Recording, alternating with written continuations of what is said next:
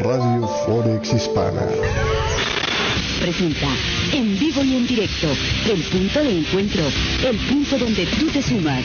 Esto es Punto 9 con Sergio Rocha. Comenzamos.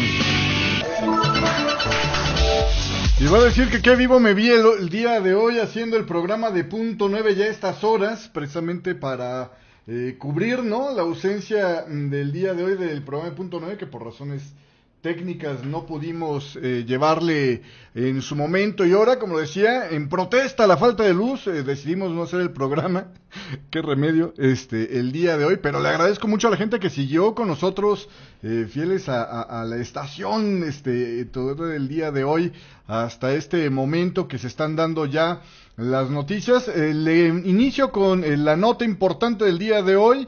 La Reserva Federal de los Estados Unidos, a través de la Federal Open Market Committee, vota unánimemente a favor de mantener la banda de tasas de interés sin cambios entre el 25 y el 0.50%, entre 1/4 y medio punto porcentual, como lo había dejado en el mes de diciembre, lo cual provoca una reacción inmediata de apreciación para el dólar en esta mañana con respecto al euro. Lo vemos ahí presionando la zona de mínimos que había dejado por ahí del nivel de los 1.0862.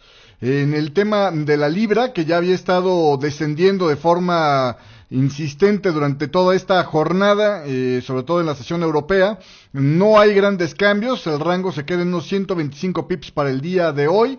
Vemos un rebote más o menos interesante como primer reacción inicial a lo que es el dólar americano versus el dólar canadiense, que se había estado apreciando, por cierto, el dólar canadiense durante toda la jornada del día de hoy. En el cruce dólar americano-dólar canadiense habíamos visto un desplazamiento muy claro hacia la baja de 129 pips, muy parecido a lo que teníamos en la mañana al inicio de la sesión americana. El día de hoy ya el rango se había quedado establecido en estos niveles y sin cambio. El dólar yen presiona también como reacción inicial un movimiento hacia el alza, que ahorita ya se está empezando a retroceder, pero ya lleva un avance en esta jornada del día de hoy de 99 pips, los cuales mayormente ya los había hecho antes de este momento del anuncio de la decisión de política monetaria, donde le digo, mantienen la votación unánime por mantener las tasas de interés sin cambios. Y deje ver si le puedo empezar a dar, aquí tiene más información. Dicen por aquí que la Reserva Federal remueve la referencia en cuanto a que los riesgos o los pronósticos de cambio para el panorama económico están balanceados. Quita esa parte de la declaración de política monetaria del día de hoy. Dice que están observando cuidadosamente la economía mundial y los sucesos financieros para balancear los riesgos en la economía o determinar el balance de los riesgos en la economía americana. Dice la Reserva Federal que sigue esperando que los efectos en lo que es el tema de la energía, el decline de los precios de la energía y el fuerte dólar pueden ser transitorios todavía, permitiendo que la inflación se recupere en el mediano plazo. Es decir, aún lo que han visto hasta ahorita con la caída de los precios de la energía no es suficiente para llevarles a pensar que hay que tener una decisión distinta en la política monetaria. Señalan que el mercado laboral ha mejorado conforme el crecimiento de la economía sigue, aunque se ha desacelerado. También dicen por aquí que el porcentaje de capacidad no utilizada del mercado laboral continúa reduciéndose y que por lo tanto este mercado laboral se sigue fortaleciendo. Repite que el ajuste gradual de la política monetaria se iría conforme la economía siga expandiéndose a un ritmo moderado. Repitan que la expectativa de las condiciones económicas evolucionará de una forma en la cual garantice que pues solo haya pequeños incrementos graduales en los Fed Funds. Repite también que anticipa la Reserva Federal el mantener la política existente actualmente de reinvertir los pagos del principal hasta que se normalicen las tasas y estén bien dentro de este camino. También repiten que cuando el tiempo sea determinado, el tamaño de los cambios futuros en las tasas de interés serán relativos a las condiciones económicas para lograr sus objetivos de empleo y de inflación, dice la Reserva Federal. Insisto, el voto a favor fue unánime y básicamente el mercado accionario mantiene sus ganancias luego de la publicación de esta declaración de política monetaria por parte de la Reserva Federal de los Estados Unidos. Dicen que las acciones inclusive están aumentando ganancias después de precisamente esta comunicación de política monetaria, donde dejan las tasas de interés sin cambios, y también hay pocos cambios en los futuros del crudo luego de la publicación de esta declaración de política monetaria por parte de la Reserva Federal de los Estados Unidos. Le doy las cifras del mercado el día de hoy, luego ya de la publicación de estos datos, cuando es las 2 de la tarde con 6 minutos. El Dow Jones está manteniéndose prácticamente en un nivel cercano a la apertura el día de hoy. Hay que recordar que el día de ayer tuvieron ganancias importantes. El Dow Jones está con una ligera pérdida del 0.09%, muy similar a la que tenía antes de la declaración de política monetaria. El Standard & Poor's 500 gana 0.18% en esta mañana, está en las 1.907 unidades. El Nasdaq está mostrando peores pérdidas, 0.71% el día de hoy. Ahí está muy influido por el tema de Apple, que se vino abajo luego del último entrega de resultados, donde pues mostraron un par de cosas interesantes, ¿no?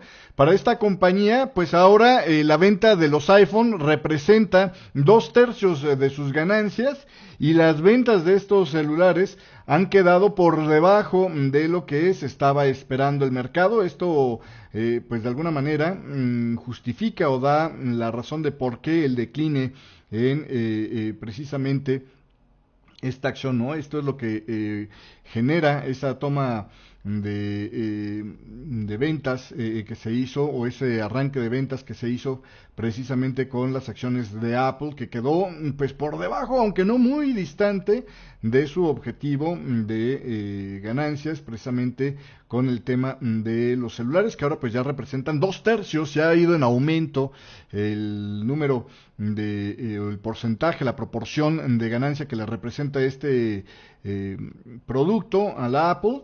Y por el otro lado, pues se ha visto que empieza a marcar una especie como de tendencia bajista que se está reforzando cada mes.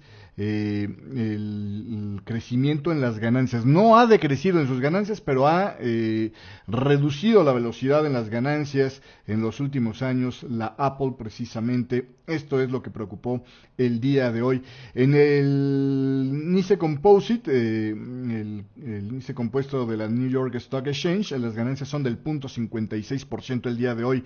Durante la sesión europea se mostró pues un mercado que mayormente estuvo ganando en los principales índices accionarios, donde el más beneficiado fue el FTSE 100 de Inglaterra, que terminó en las 5.990 unidades. DAX Industrial de Alemania ganó el 0.59%, K40 de Francia 0.54%, y el IBEX 35 terminó con una ganancia del 0.56% el día de hoy. Son ya las 2 de la tarde con 8 minutos. Si le parece bien... bueno, le cuento del mercado asiático, que perdón, no lo hemos platicado en este programa de Punto 9 del día de hoy, aunque ya lo habíamos platicado más temprano. Hubo un efecto muy curioso el día de hoy, y es que se empezó a separar ya con mucha claridad, desde ayer por la tarde, se empezó a separar con mucha claridad el comportamiento del apetito por el riesgo, visto a través del comportamiento de estos índices accionarios, versus el comportamiento de las bolsas de China, ¿no? El día de ayer veíamos caídas en la bolsa de Shanghái de más del 6%, 6%, la peor caída que se había tenido desde el retiro del cortacircuitos que había decretado el gobierno de China. Y sin embargo, al final de cuentas, las acciones en Estados Unidos al día de ayer venían con una ganancia importante y terminaron con ganancias importantes el día de ayer.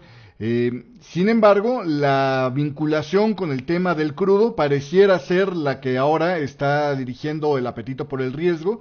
Y en esta mañana, como vemos que el crudo dulce ligero, el West Texas Intermediate, se mantiene por arriba de los $31 el barril de crudo, pues relativamente a eso se corresponde este cierre relativamente positivo en las acciones allá en Europa. En Asia el día de hoy habíamos visto que las acciones habían estado mostrando ganancias fuera del Shanghai Composite, habían estado mostrando ganancias tanto para el Hansen de Hong Kong como para el Nikkei 225 de Tokio. Allá, por cierto, muy importante la ganancia, 2.72% para cerrar este día miércoles en las 17.163 unidades. El Hansen de Hong Kong terminó con una ganancia del 1.02% en las 19.052 unidades.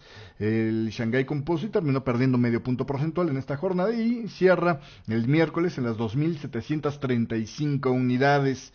Y en los commodities, pues le digo, el crudo está ganando en este momento el 0.1%, 31.48. Hubo ahí un anuncio el día de hoy de inventarios en Estados Unidos donde pues las reservas semanales de crudo aumentaron más de lo previsto en la semana finalizada el 22 de enero. Sin embargo, el precio se mantuvo resistente. Las reservas de crudo se incrementaron en 8.4 millones de barriles, lo que supone su tercera semana consecutiva de alza, y quedó por arriba del aumento de 3.3 millones que estaban esperando los analistas.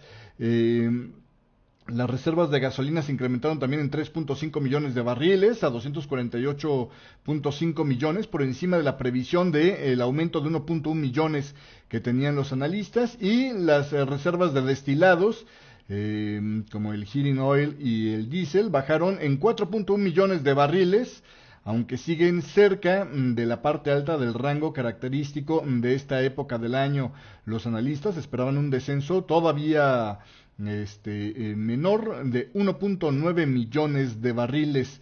La utilización de la capacidad de refinamiento se redujo en 3.2% respecto a la semana anterior para quedar en un 87.4%.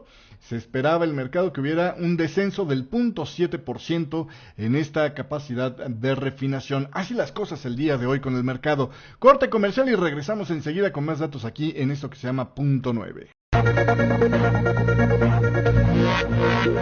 Punto 9. Lo hacemos juntos.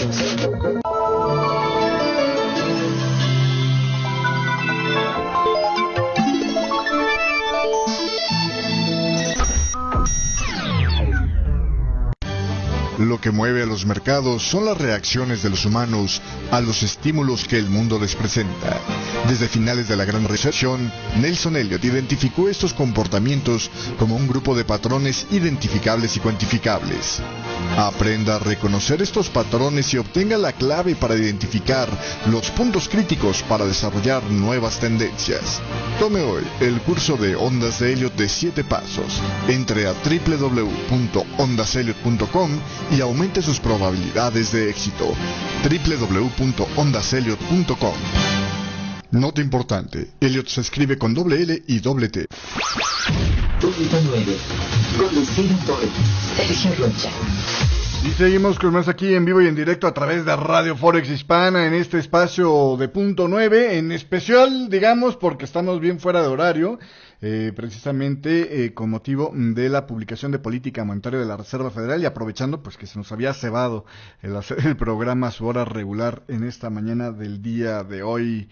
Pues resulta ser que sobre el tema de los fundamentales del día de hoy, fíjese usted que en el tema de esta jornada, pues tenemos el dato del gobierno de Alemania que pues estuvo manteniéndose con optimismo en esta jornada, a pesar del terrorismo y del tema de los refugiados. Dicen, la amenaza terrorista y la crisis de refugiados no pudo ensombrecer el optimismo de los consumidores en Alemania al inicio de este año, según refleja el resultado de la consultora GfK sobre la confianza del consumidor. A pesar de todo, los consumidores consideran que la economía alemana continuará creciendo de forma moderada en los próximos meses, a lo que se suma la situación particularmente buena del mercado laboral, con un aumento de la ocupación, dice el comunicado. Este barómetro de la GfK de confianza para el consumidor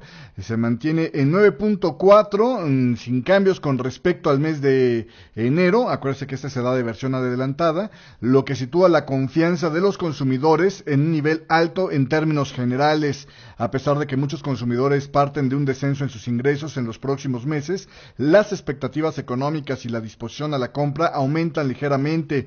Precisamente la estabilidad en el mercado laboral ofrece seguridad a largo plazo en la planificación de adquisiciones y gastos mayores en la principal economía de la eurozona. Además, también el aumento de los ingresos reales debido, entre otras cosas, a las caídas del precio de los petróleos y los energéticos ofrecen un margen de movimiento adicional para el consumo. A esto se le suma que el ahorro se mantiene como una opción poco atractiva como consecuencia de los intereses extremadamente bajos.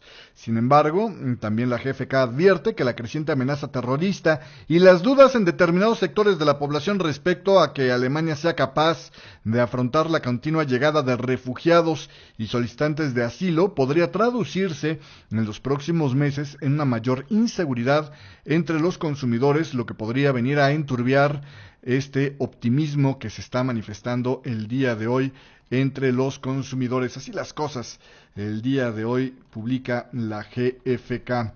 Y continuando con más información, resulta ser que en Estados Unidos se dio a conocer también el dato de ventas de viviendas nuevas, que aumenta en el mes de diciembre.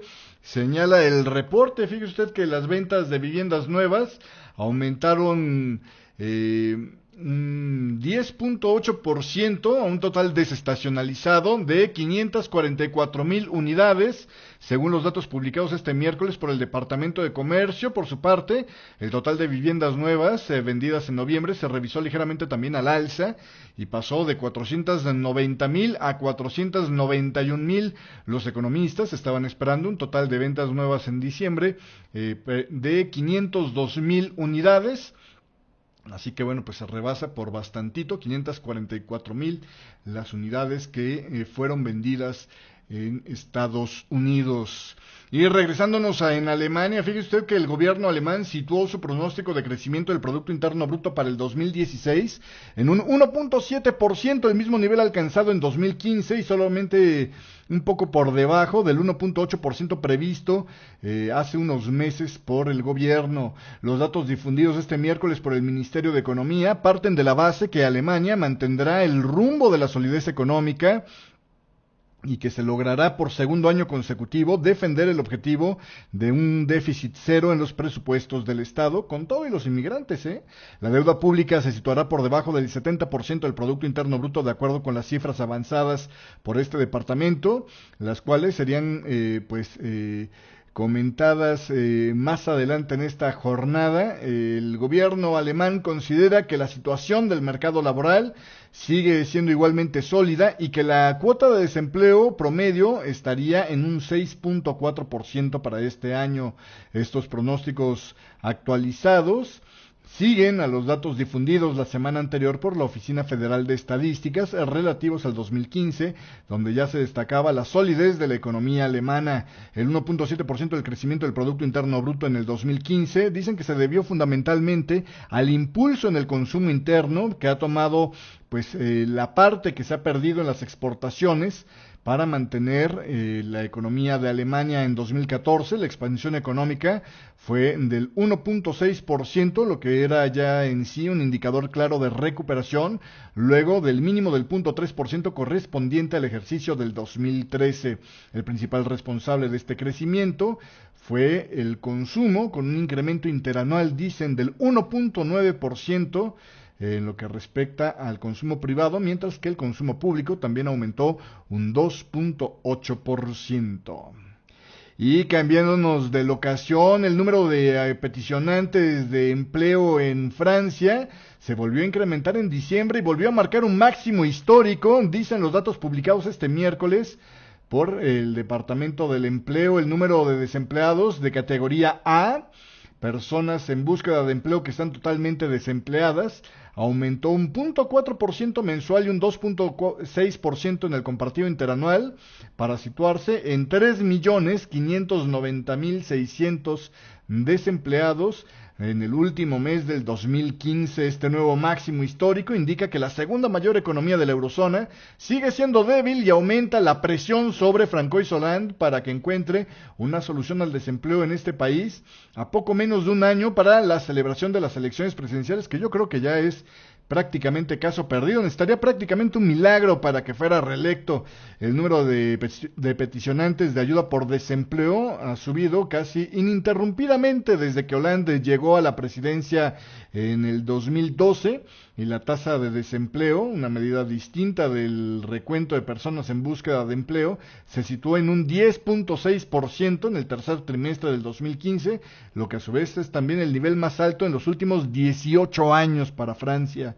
El líder socialista ha dicho que no se presentará a la reelección en 2017 si no logra reducir el desempleo. Bueno, pues parece que, pues es que era obvio que si no lo reducía, siendo este el punto fuerte en su campaña electoral pasada, pues era imposible que ganara, y para qué ir a ser ridículos, debe opinar el señor Francois Hollande, quien por cierto también tiene otra nota el día de hoy relativa a la renuncia de la ministra o la principal magistrado, si no me equivoco, allá en Francia, pero esto se lo platicaré en un rato más.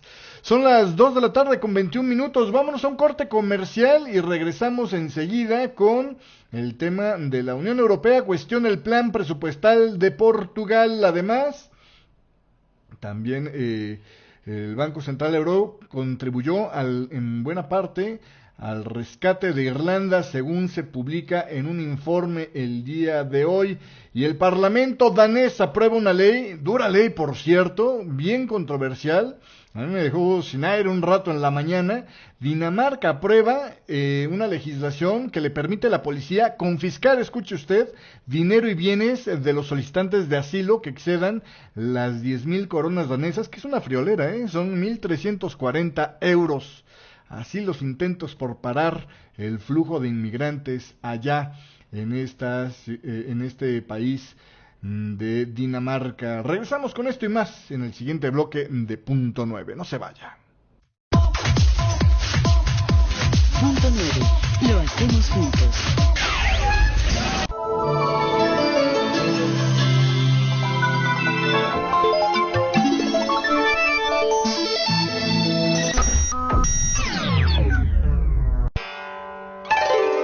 Desde el siglo XVII, los japoneses descubrieron que el comportamiento de los operadores refleja en sus decisiones el equilibrio entre la ambición de un grupo dominante y el temor del grupo abatido. Conozca estos patrones y la forma correcta de aplicarlos con el curso más completo de velas japonesas disponible en español. Entre a educacionfinanciable.com y deje que las velas japonesas iluminen su camino a mejores rendimientos. www.educacionfinanciable.com.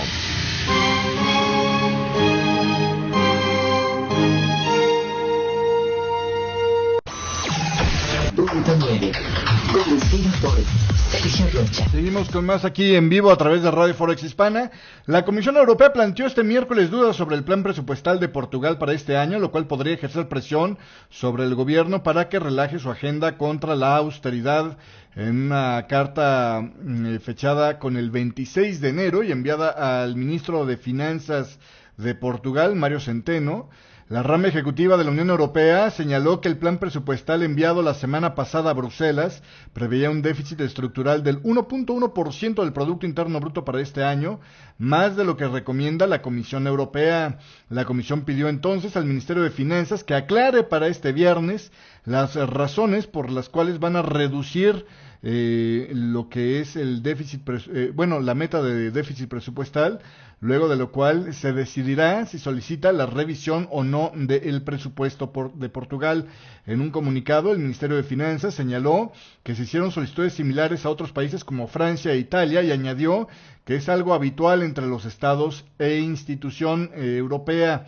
El plan presupuestal de Portugal, el primero del gobierno socialista de Antonio Costa, ya ha recibido críticas y pues prevé revertir las bajas salariales de los funcionarios a lo largo de este año y retirar un impuesto especial a las rentas también.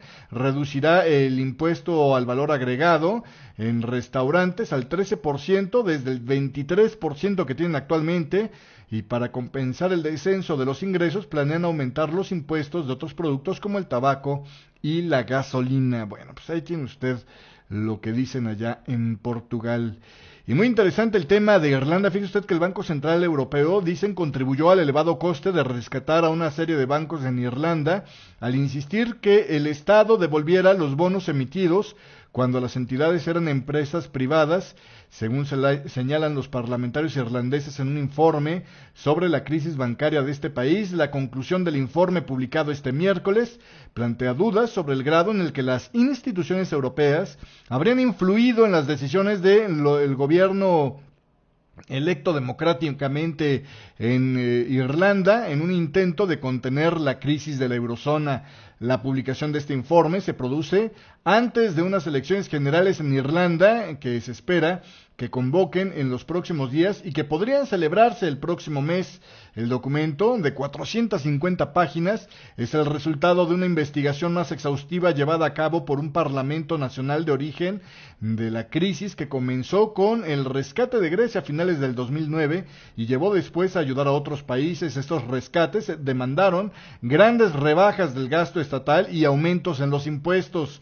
Los parlamentarios de Irlanda señalaron que la mayor parte de la responsabilidad de la crisis del país la tenía el entonces gobierno de coalición dominada por el partido de centro derecha, el Fianna Fáil, pero también critican al Banco Central de Irlanda y al regulador financiero del país por no ser capaces de abordar el aumento del crédito inmobiliario por parte de los bancos.